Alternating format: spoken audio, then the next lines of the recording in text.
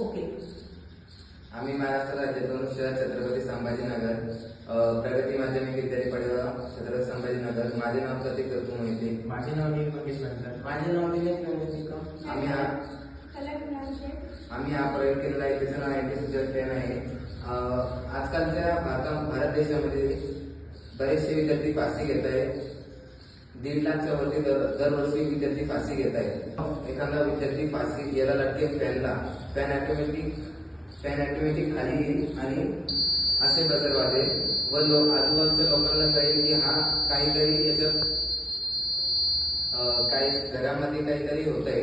तर मग त्यामुळे आजूबाजूचे लोक अलर्ट होईल आणि मग त्या घरामध्ये लवकरात लवकर पोहोचेल व त्या मुलाचा किंवा मुलीचा जीव वाचेल.